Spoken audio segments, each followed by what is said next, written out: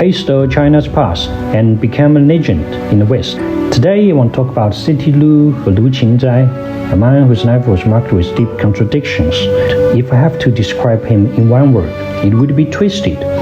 Both his career and personal life were full of conflict. Firstly, Lu came from a very poor village in Zhejiang province, China. He lost both parents when he was very young and was raised by relatives. In 1902, he followed Zhang Jinjiang, a Chinese revolutionary, to France. He studied as a servant and became the world's top Chinese art dealer. Until his death, he sent more than $2,000 a year back to his hometown, a sum equal to annual income of 100 farmers at that time. His donation helped found schools, but spent his entire life hiding his humble origins. Even his name, Lu Qingzai, was made up. He never told his wife or children the truth about his background. For 50 years, he kept it secret from all the people.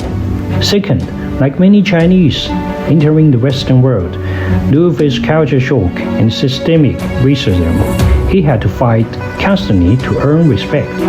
Even important clients like Rockefellers did not trust him at first. Through determination and skill, Lu became a tremendously successful businessman, the most influential art dealer of his time. He had agents sourcing pieces for him, one based in Beijing for the northern part of China, another in Shanghai for the south. He also visited once a year to inspect all the pieces himself. He held salons, worked with renowned sinologists, and published beautifully printed catalogs of Chinese art. He was also a scholar who contributed to academic research on Chinese art.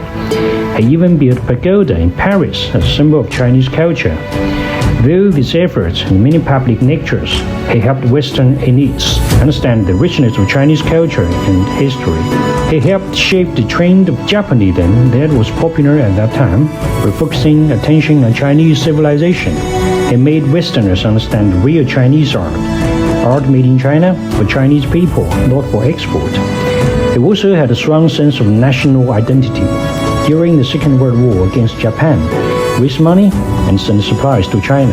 After the war in 1945, he was awarded a medal by Chiang Kai-shek. He also donated precious artifacts to major museums like the Guimet and the Louvre.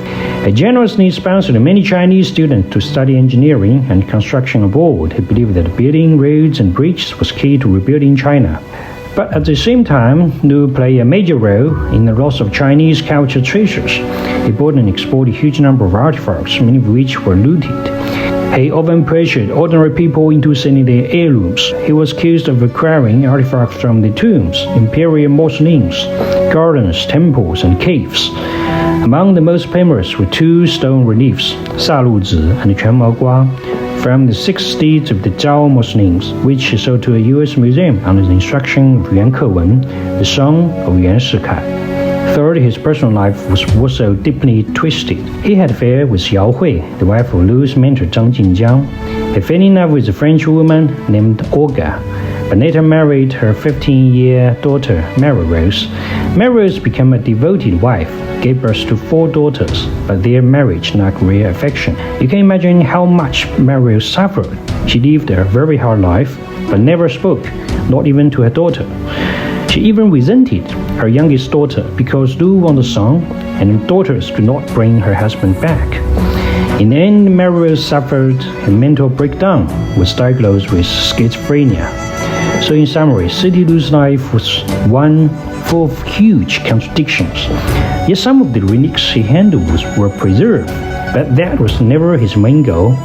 At his core, Lu was a businessman, a thief, an extremely selfish man, not a protector of culture. In that sense, many see him as historical wrongdoer.